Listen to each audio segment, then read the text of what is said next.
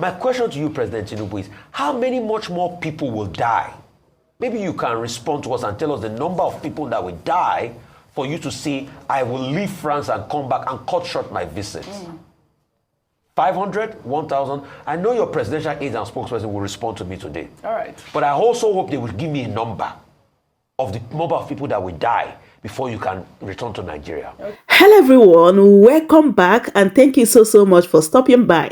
So my people, in this video, Rufai on Arise Television tackles Tinubu and also asks him a very important question while he was reacting to Peter Obi's post yesterday, where Peter Obi asked Tinubu to return home immediately to address and solve the issue of insecurity in Nigeria. Because as a president, he promised to protect the lives and properties of Nigerians, that Nigeria will not be on fire while Tinubu will be in France, relaxing, that he needs to come back home in order to face his responsibility, not to run away from it. And also, they reacted concerning what Sultan of Sokoto said yesterday, that social media is a terrorist organization. So let me allow you guys to listen and hear everything they discussed in this video. Please do well to subscribe if you haven't, share the video, give it a like, and also leave your thoughts in the comment section. Thank you so much for doing so. Reactions trailing comments made by the Sultan of Sokoto, Mohammed Saad Abubakar III, who has described social media as a terrorist organization following the recent killings in Plateau State, highlighting its role in spreading false information and inciting unrest. The Sultan made the comment during the 7th Executive Committee meeting of the Northern Traditional Rulers Council in Maiduguri, Borno State. The Muslim leader urged security agencies to address the issue of fake news being spread on social media with the seriousness it deserves, akin to other threats to national security. Let's take a look. People don't know what Fulani is. Please read books. People don't know what can we read books. Everything is there. And that's why we thank the government for bringing back history. Some of us try to close the history books as though history does not exist. You can't read history. You can't.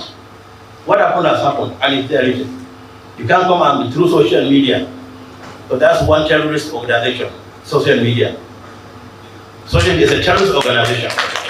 What they do, somebody will sit in his comfort room and formulate stories, and he will swear that it's true.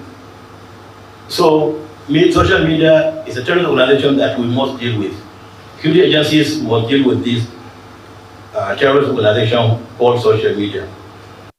All right, this is a very loaded statement, very heavy. A lot of reactions have trailed it, obviously because, you know, he's talking about social media and users of social media have reacted. Let me take this from Step Up Niger, who wrote, statements like this are worrying and deeply dangerous. Social media is not a terrorist organization. It's a tool, a platform where Nigerians organize, speak up, and hold power to account, especially when traditional systems fall short. The real threat isn't social media. It's the leadership vacuum, lack of justice, and broken trust that fuel frustration in the first place. Yes, misinformation should be addressed, but silencing citizens is a slippery slope to authoritarianism, not a solution. We need leaders who solve problems, not suppress voices. Kind of agree with Step Up Nigeria. I'll take this other tweet. This is from Amadu, who wrote, terrorist organization might sound dramatic, but he's not far from the truth when you look at it from a bigger picture. Terrorism isn't just about violence. It is about spreading fear. And in today's world, fear travels fastest through one medium, social media. Radicalization at scale. Extremist groups use social platforms to identify, groom, and recruit individuals through memes, videos, and forums. They normalize extremist views and weaponize ideology. Terrorist acts are often designed for maximum media coverage. Social media multiplies this tenfold, turning local events into global propaganda in minutes. Platforms like Telegram, WhatsApp, and even Twitter DMs become tools for planning, coordination, and private propaganda away from law enforcement scrutiny. gamification of violence. Some extremist groups treat acts of terror like missions or achievements. Social media becomes the scoreboard, rewarding those who go viral with notoriety and admiration in radical circles. Several attackers have broadcasted violence in real time, knowing platforms will amplify the spectacle. This serves both propaganda and psychological warfare purposes. Social media isn't causing terrorism, but it's become a powerful amplifier, recruiter, and stage for extremist activity. Understanding this is key to disrupting the digital ecosystem of modern terrorism.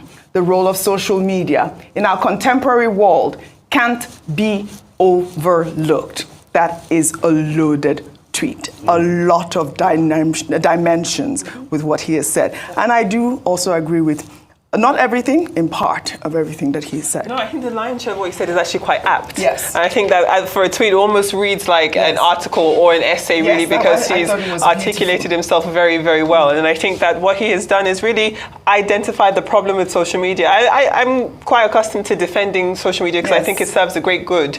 And we've had, even before the explosion of social media, we've always unfortunately had crime, had negative issues, and what we might not have had is a vehicle to make people aware of what is happening in the world. Have people been able to weaponize social media to negatively? Absolutely. So I do think that what he said is correct, but I don't think the solution is to ban it or to end it. It's unfortunately another layer of this evil of terrorism. Absolutely. Let me take another tweet, Rufai, because I know that you want to buttress your point here. This is from Polonium, who wrote, I think what he wanted to say is that terrorists use social media to showcase their crimes. Don't we see how terrorists and bandits post pictures of them sharing money on TikTok? Perhaps that's what he was referring to. I'm sure he has children and grandchildren who use social media, including WhatsApp. Are they terrorists or committing terror?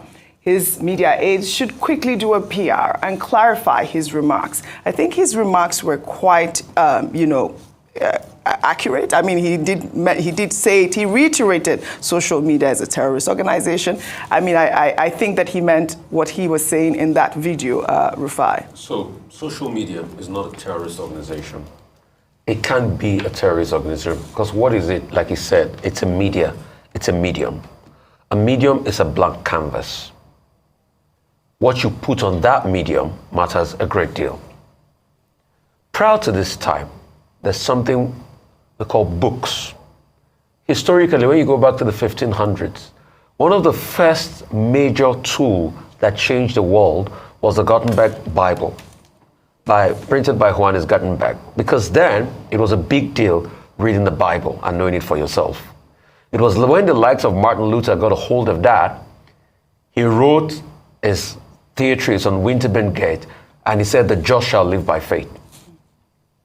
It caused a big liberation in the Christian fold. Then, as printing went of age, people got more information. These are mediums. Then, in the 20s and 30s, Guglielmo Marconi transferred the first radio wave. Then we had radio. That was also used to spread propaganda. So many different. What we call traditional form today was used to spread propaganda. In fact, it was said the likes of Father Coughlin spread a lot of anti-Jewish propaganda through the radio. Then in the 50s, the likes of ABS, CBS, and Dumont brought about this new technology called television that has been perfected in the 20s and 30s by the likes of John Longy Bird. It was also used. We had words like the revolution will not be televised. Then DARPA came about. Tim Berners-Lee in 1991, the World Wide Web. All of this platform will be used, but the question is, how is it used? So social media is not the problem. It has also been a force of good.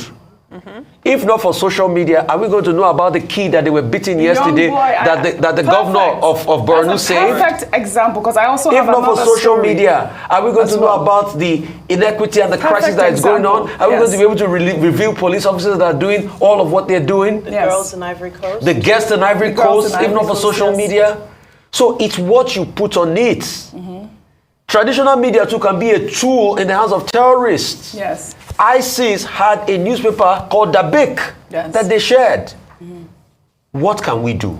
I think the very first thing we should do, the Americans have a cybersecurity force in their armed forces now. We should be able to have a cybersecurity unit that goes ahead, that is part of most social media sites, that debunk most of these lies and bring clarity. The traditional gatekeepers too can also do that work, which we've been doing. Absolutely. Fact-checking most of the stories and all of that. Sometimes we will not get it right. Yes. Look at the story of the summon. The state came out to debunk it afterwards. Most media are taking it. I even took it. But we can quickly retract and say, okay, this is the state of things and what is happening. Then most importantly, educate people more on most of these videos and all of that. Yes. But you saying it is the terrorist organization, it's just a platform. It cannot be. Yes. It's also being used as an agent for good. Yes. There are people that their faith was strengthened on social media. Yes, I think that, the Sultan has spoken well, actually, because it has brought this conversation to bear at this point to the, to the security agencies. And I think what is important is that the information being shared on social media, like that Twitter user alluded to, is the fact that you can actually use that information to trace these terrorists. We have taken stories, Vimbai, where we have seen, videos of these bandits flaunting money and all of that. There's this geolocation. We can track these people. Without social media, we will not know their whereabouts. Absolutely. Oji, I think most of the valid points have been made already. But I think what I want to talk about is how we can restore trust in our leaders. Yes. Because when we speak of regulation around social media, it's a taboo. And this is because so much trust has been eroded between leaders and people. So when social media users hear about regulation of the social media space, they already feel that it's an opportunity for politicians to weaponize the space and gag opposition and gag voices that are counter to whatever they stand for. So I think there's a lot of work that needs to be done there in us understanding that regulation is important. Everything is regulated. Television, Rufai took us through the history. If you go through the history, most of the media started very liberal, and then we realized that, oh no, there has to be rules. One of my favorite examples is Mussolini, and how Mussolini, before he rose to be a dictator, he actually was used to plant stories He ran a newspaper. Mussolini. In an attempt to paint the opposition negatively. So regulation doesn't have to be a bad thing. However, it should not be weaponized.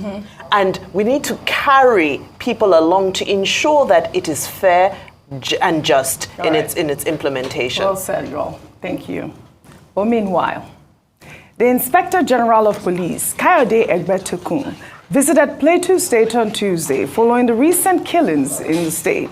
The police chief condemned the violence and assured residents that the perpetrators will be caught soon. Egbertekun also recognized the negative impact on local farming communities and urged the public to avoid profiling criminals by ethnicity, stressing the importance of unity in addressing crime. These criminal elements will soon be surprised, because I know that their days are numbered. And I want to appeal for calm. I want to appeal to our people that we should not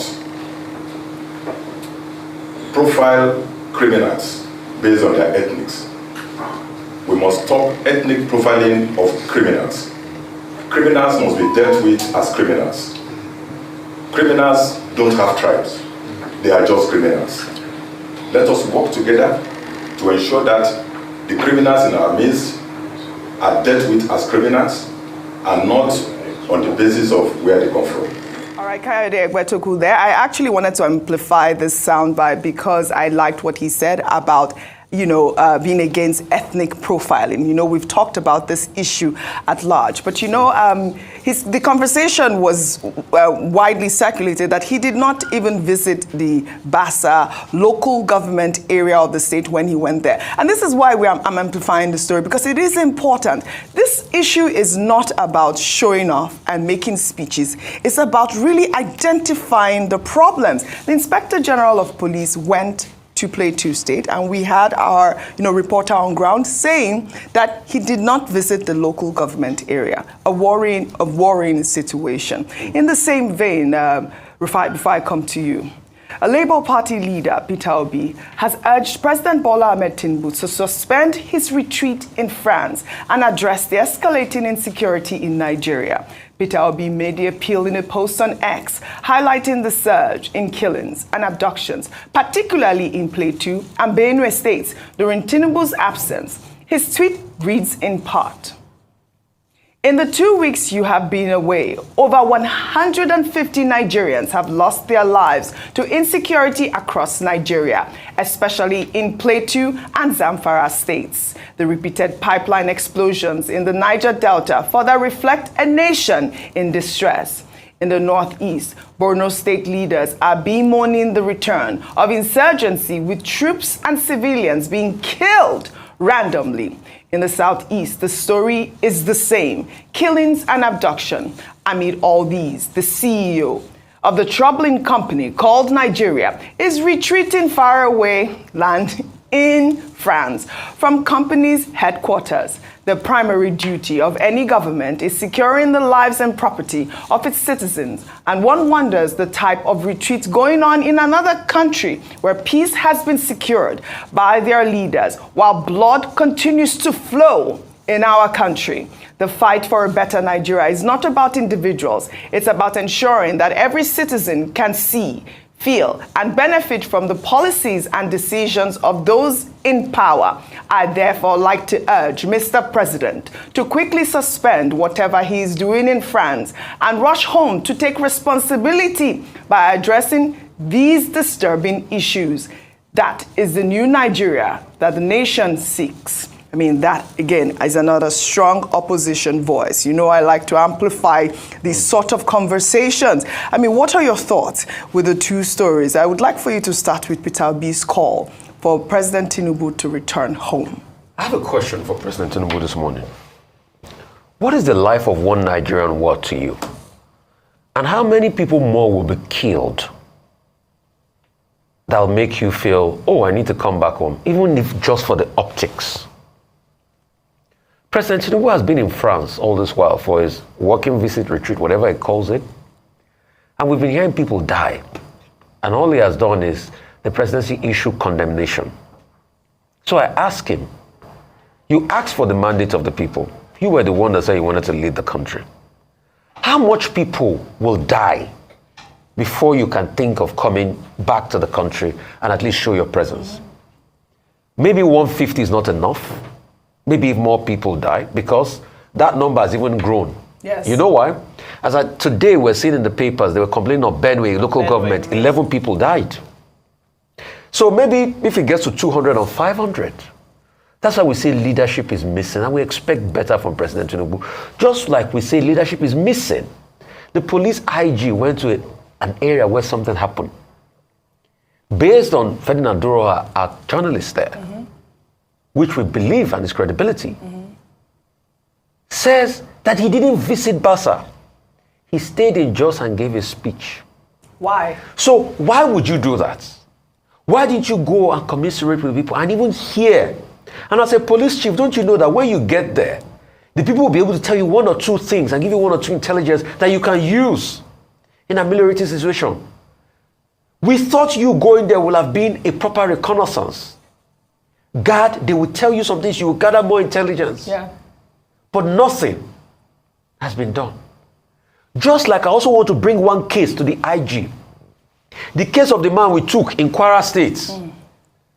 Because of somebody holding money was kept in incarceration and he died in incarceration. Yes. We've talked about that case here. Since the day the IG visited and said something will be done, we've not heard anything. So you can see when we say government is faltering and is failing. My question to you, President Tinubu, is how many much more people will die? Maybe you can respond to us and tell us the number of people that will die for you to see, I will leave France and come back and cut short my visit. 500, 1,000. I know your presidential aides and spokesperson will respond to me today. All right. But I also hope they will give me a number of the number of people that will die before you can return to Nigeria. Okay. Vimbai, so they said it was 2 weeks. Is now, how many days has he been away now? I believe it's been about 1 week. 1 week, yeah, right. So I mean, I don't know if he should remain there for another week or just quickly come back home. But we have seen the statements that he's received, put out. Some of it saying enough is enough. I mean, those statements, are they really enough? Well, I'll give you an example, Oji, of what happened in 2023 during COP28. It was held in Dubai that year when flash floods started in Tanzania and the flooding intensified and the death toll rose to about 60. The president of Tanzania, Suluhu Hassan, immediately ended her trip, the official visit at COP28, and went home to attend. 60 was the death toll by the time she got home, to attend to the flooding. So there's absolutely no justification as to why we're facing a crisis of this nature, and it's ongoing. It's not a single incident that happened and, sanity and peace has been restored and we're healing. This is a continuing insurgency that is going on, which needs the attention of the Commander-in-Chief of the Defense Forces. He needs to be on the ground, even if it's just as a show of force, a show of confidence, to lift the morale of those officers who are putting their lives on the line to try and secure these places. It is extremely important that he now comes and that we show that, okay, yes, there's been, we were having that conversation about how much can the governor really do. It's now clear that this is not one state.